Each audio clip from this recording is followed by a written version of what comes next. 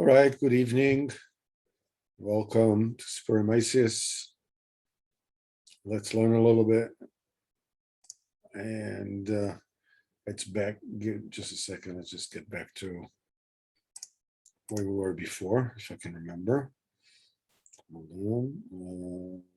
Right, just 1 second. Okay. All right.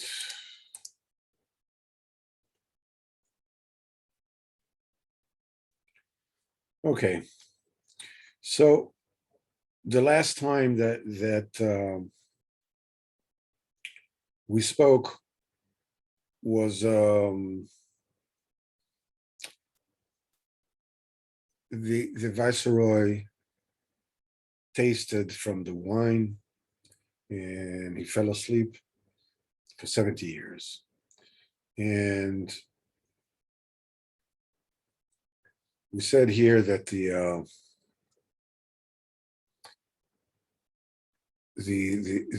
many soldiers were going on with the trains. The servant hid himself because of the soldiers. And after that, went a carriage and covered wagons, and there was the king's daughter. And she stood next to him, and she went down and sat next to him and recognized him. And she tried very much to wake him, but he could not be woken. She started to lament over him that many great efforts and toils, torturous, he made, this for many years in order to get me out. And for one day, when you could have taken me out, you completely lost. And she cried very much about this. And she says, it's a great pity on you and me that I am here such a long time, I cannot get out. And afterwards, she took the scarf off her head and she wrote on it with her tears, laid it down next to him, and stood up and sat in the carriage and rode away. Obviously, this is analogous to the experience of Adam Rishon in Gan Eden. It's not even that subtle. And, just for one day, actually was for 1 hour. All that he had to do was just hold off for now 1 hour. And the thing is that before that episode with the tree of knowledge, good and bad, there was something else that happened that is usually not stressed that much. That is about the fact that Adam Rishon was with his wife, and the snake saw them, and he lusted for her. And that was the beginning of the end. He got Chava to do whatever it is that she did, and she gave to Adam. And they said that it's not just the eating of the Etz Hadat did not start with, there was this conversation between Chava and the Nachash, and Barabim, he managed to outfox her and brought the entire edifice down. The thing is that eating from Etz Hadas was not the only thing that he was supposed to wait with. He was also supposed to wait until Shabbos to be with his wife. Because Shabbos is a nosen shel Talmidei Chachamim. That's the time.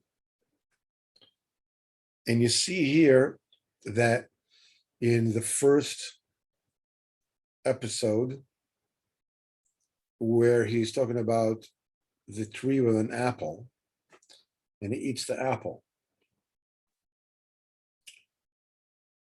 The second episode, we're talking about tasting of wine. So it's very easy to mistake the first episode with the apple with eating from Etz Hadas Havara. But the truth is that it's not so.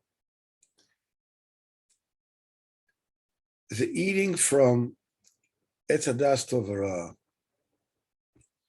is analogous to the wine, because you see that the thing that drove the viceroy to eat the fruit, because it was a beautiful fruit. So it's easy to make a mistake, because it's the same thing that Chava said. She saw that the tree was beautiful and the fruit was beautiful to eat, and so on and so on. And then she came up with all the necessary arguments to justify eating the fruit. It's not a time, it's not beneath me. But that said, and the second faltering with the wine, with the fountain, with the river, it's supposed to be water, and it was wine.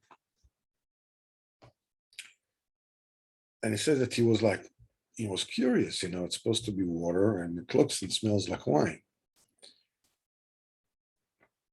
The first faltering happened because of a taiva.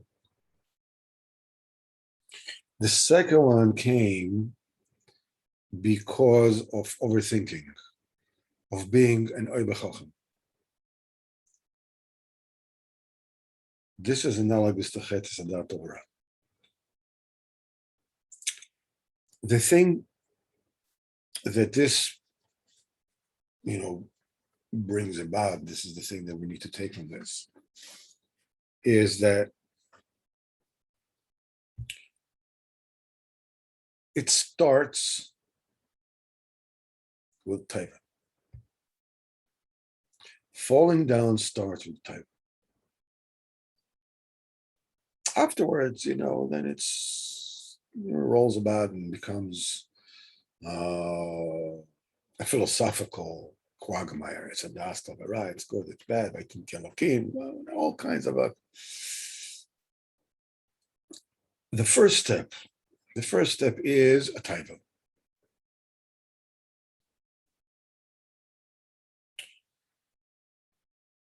And you can see the thing that, and the taiva came because Adam and Chava did not wait until Shabbos came. They also did not wait, for Shabbos to eat from Etz Hadas. They were supposed to have both once Shabbos came. That's why Chazal has a few opinions of what was the fruit of Etz Hadas. Some say it was wine, and some said it was wheat.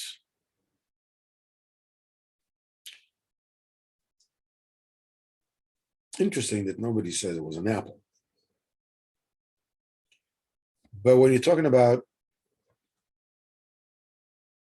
waiting for Shabbos, being allowed to eat from Etz Hadas Tova is,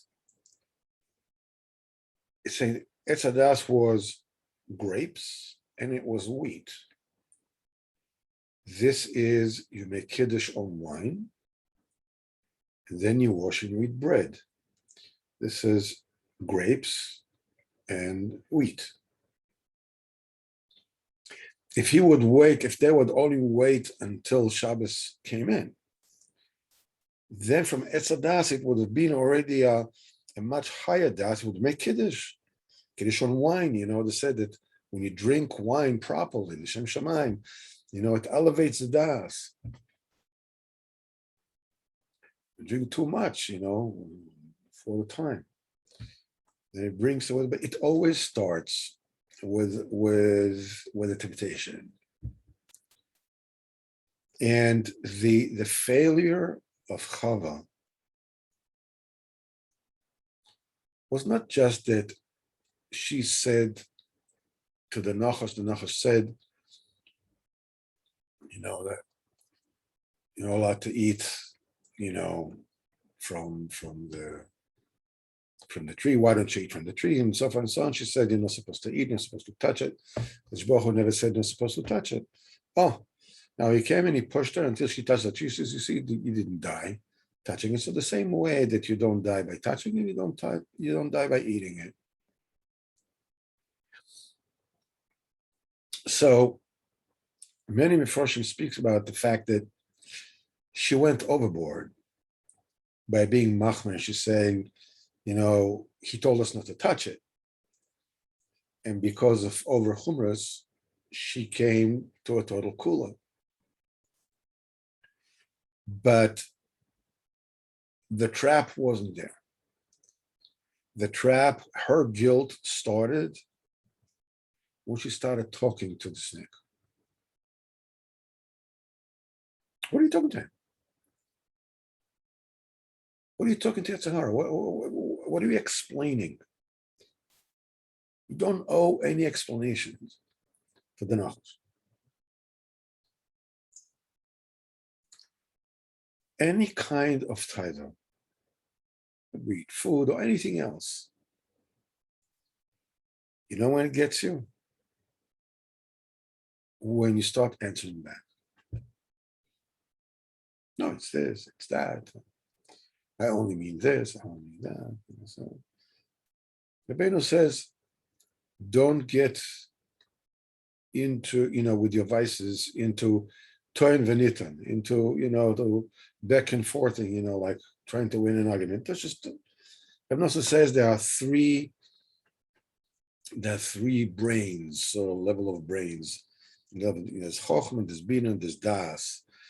And it says the main thing is the das. Chokhmah, it's got many chokhmah and bina. It could be many different things. You ask somebody, what do you think I should do this? It can give you this option or that option, whatever it is. This is where the intellectual part goes in. Das is I know. What does it mean? I know this I'm supposed to do, and this I'm not supposed to do. Nekuda. There's no argument. There's no excuses. It's only this. It's only this. This Rav says it's okay. This one said that it is. And the minute that you start with excuses, you're toast. You're done.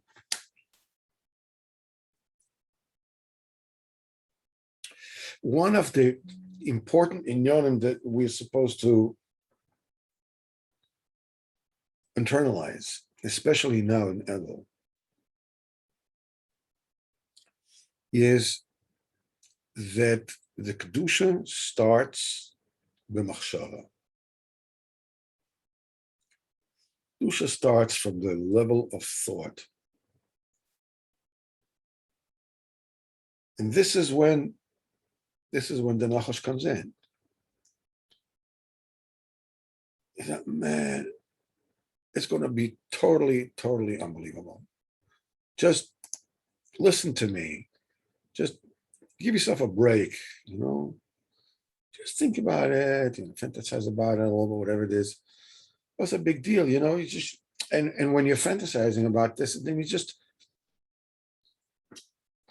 it doesn't go directly to those places. It doesn't have to do with it. You know very well where it's going. It's like an alcoholic that is going outside the bar. And he's going into the bar not to drink. But, there's a friend of mine that he owes me money. And I can't seem to catch him. And I know that sometimes he comes to this bar. I'm just going to catch him. You're done.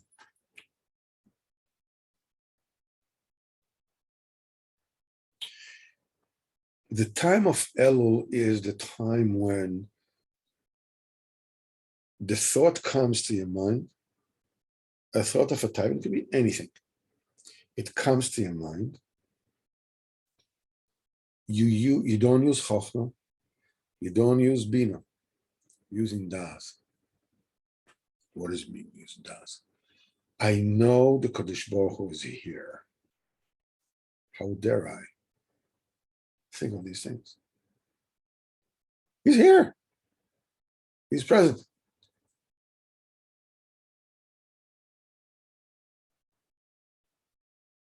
He's right here.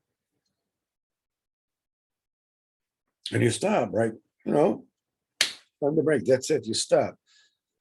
And he says, you can't stop now, man. You can't do this. I mean, you're missing out all the fun. It's going to be like, you're not harming anyone. You're just like, yeah. It's what we're learning Sichas Haran on Motzei Shabbos. There is a part in you that craves. There's a part in you that is scared. It's not you. It's something that comes from a certain part in you. It can be a story, it can be a gushioness, whatever you want to call it. In order to be able to hold it in its tracks, you need presence of mind, Yeshiva Das. What will I get out of this? What will I get out of craving things that I'm not allowed? I understand. If I'll get it, I ruin my life. And if I won't get it, I just be frustrated. So why bother? Why bother? And when it comes to fears, what's the worst can happen? What are you going to do? Okay, so once you realize this is the pluses, the minuses, the worst that can happen, whatever it is, and you go ahead. And the thing is that this is a process where you basically, you have to, it's sort of attrition. You're supposed to like shave off another level and another level from that thing inside you, which craves, and that thing inside you, which is fearful, which is anxious. The same thing goes with thoughts, because when a person is used to thinking, just let it run. It seems to him that there's just no way that he can ever get out of this habit. It's like somebody who is, again, alcoholic or an addict, whatever it is. It seems to him that there's no way that I can get out of this. But you start with one time. Right now, I'm not going to do it. Right now, I'm not going to think it. Right now, I'm going to stop and I'm going to be Messiashiv and I'm going to apply just for now. What's going to be the next 5 minutes? I don't know. Right now, I'm not doing it. It's like, for a person to stop smoking, for the long haul, once you stop, is just don't smoke the first cigarette. That's it. Don't even take a puff. The first puff and you're done. So we have now Chodesh Elul. And Rabbeinu says that the reason why we're going to Tzaddikim for Rosh Hashanah is to be zecher to Dushas HaMachshava, the sanctification of the level of thought. It starts by finding yourself having gone to, the forbidden zone, and you slam the brakes and you go, oh. Then the answer comes, look at you, look at you, look at who you are. Look, just look at you. This is what we spoke on Shabbos. It's not you. It's your body, it's your story, it's your habits, that part in you which craves. It's not you. When you are into the process, especially of Kedushas HaMachshava, you stop it and says, yeah, but you did already, right? You already thought these. As you said, as you go along, first of all, you catch yourself after you went into it. And as you go along and you advance, you're able to catch it the minute it happens to you. And then you get used to even more, and you actually realize what is going on before it happens. So you're able not to go there. And then you come to a point where it doesn't bother you anymore.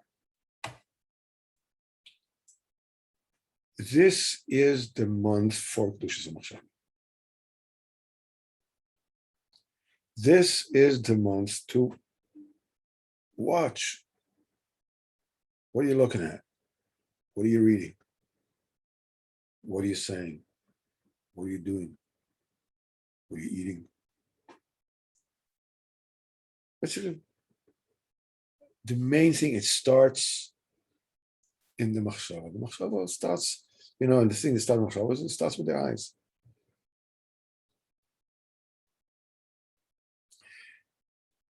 And because of not, faltering on both craving and then coming with, philosophizing, and the answer is you fall from all the 70 facets. And as we said before, falling from all the 70 facets means that you can't even talk to HaKadosh Baruch Hu. I mean, you sit there and you want to talk about it, and it's like, man, this is like watching paint dry. Again, you don't feel anything, whatever it is, but one word. You should know Kadosh Baruch Hu is here the very same way that Kadosh Baruch Hu is here for you not to think and not to say and not to do things that you shouldn't. The same thing applies with every single word that you're saying to Kadosh Baruch Hu. Kadosh Baruch Hu is here. Kadosh Baruch Hu knows exactly what difficulties you're in. You fell off from all 70 facets of the Torah. You don't feel anything, you don't see anything, you don't care about anything, whatever it is. It's just a second seichel. There's a das that you know this is what it's about. And that's it. Hold on to it and say, no, that's it. I'm not doing this. Every single word that you said to Kodesh Baruch Hu, dafka out of that darkness, has much more power to get you whatever it is that you need to get. Ask HaKadosh Baruch Hu for anything. You can't find your keys, ask HaKadosh Baruch Hu. You can't get out of bed, ask HaKadosh Baruch Hu. You can stand by your word. You give somebody your word, and then he says that the minute later you already ask HaKadosh Baruch Hu. You have a headache, ask HaKadosh Baruch Hu. You have problems, I don't know, with family members, ask HaKadosh Baruch Hu. Everything, just a word too. No. You'll be amazed. You'll find out that dafka in those times when you don't feel like talking to Kodesh Baruch Hu, you don't feel any kind of, it's just like,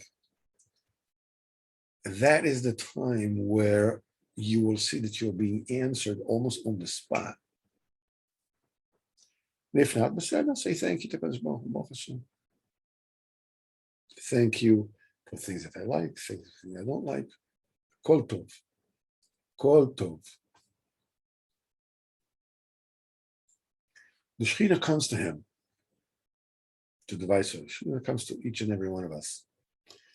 And she writes the whole story on a kerchief with her tears. As we will notice that the only way that we read it last time, the only way that he can read the words is by holding up the kerchief to the sun. Then he can see the letters. The same thing is what it comes to tell us is the only way that we can hear and really understand and really intend and live in the now, live in the emes, is when you take the Torah and you put it up to the sun, which is light of the Chochmah, it's the light of the emes. Then it tells you the whole story. Then it tells you what you need to do. Then it tells you which way you need to go. It's when you don't bring up the Torah to learn and the things you learn up to the sun, you can get into all kinds of, these are Jewish things, it's like, you can sit in the Besmedrash and you can learn this beautiful davening and there's singing and there's even learning and in this Kiddush and you're sitting there and you're talking and you're schmoozing about this and about that and all kinds of good inyanim, good, highly good Jewish inyanim, and you're basically sleeping your life. You're not where it's at. You are comfortable. You are in a civilian routine,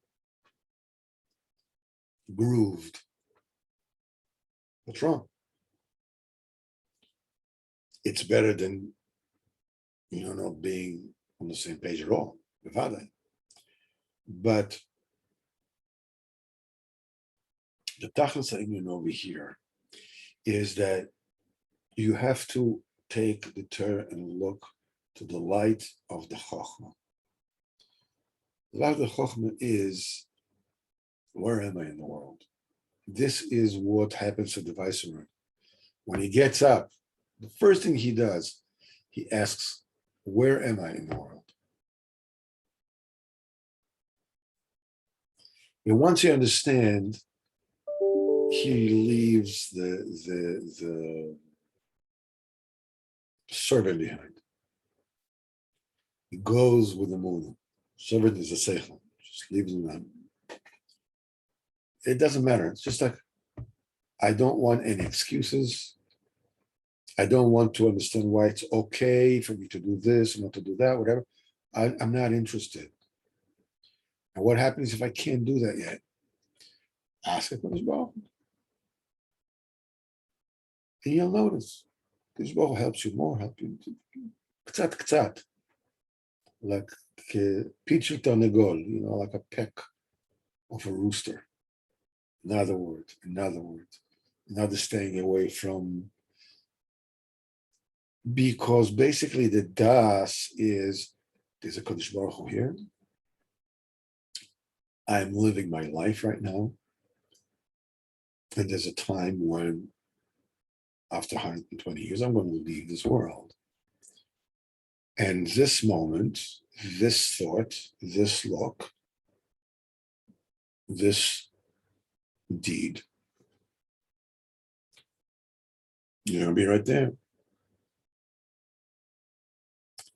Remember when I lived in Borough Park, I used to go to make Israelis next to a Jewish cemetery over there. And there were two parts of it. One is the part next to the cemetery, and the one there was a high school, and then there was a yard that, nice lawns and everything. So I used to call it, the field of awe, fear, and the field of love. That when I wanted to, speak to Kodesh Baruch Hu and get into it and whatever it is, I would go to the field of love and pour my heart and whatever it is, and it was amazing stuff.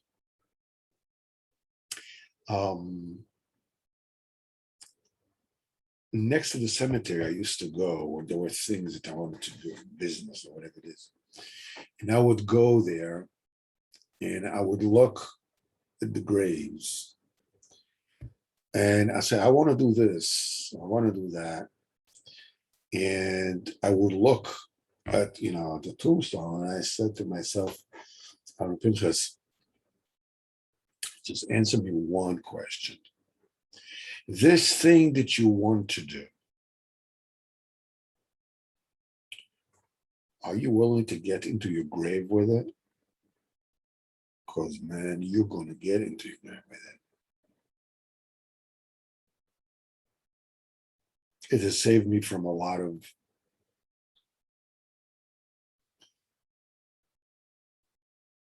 this means when you put it up to the sun. It's wonderful if you are within the confines of, Kiddushim in the shul and doing this and doing that, and even all kinds of different inyanim that are you're bringing. You're into, within the boundaries of being Jewish, being Haredi, being this.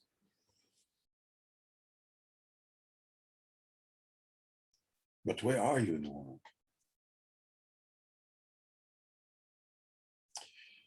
Baruch Hashem, listen, Bezat Hashem, Kadosh Baruch Hu will help us, this Chodesh Elul to be Zechet Kedushas HaMachshava, and understand that we are accomplishing with every single nano movement or lack of movement towards the Kadosh Baruch Hu, Netzach Netzachim, endless. You're feeling better. Next time you learn, so and so. You will pardon me for finishing now, because at Hashem, we will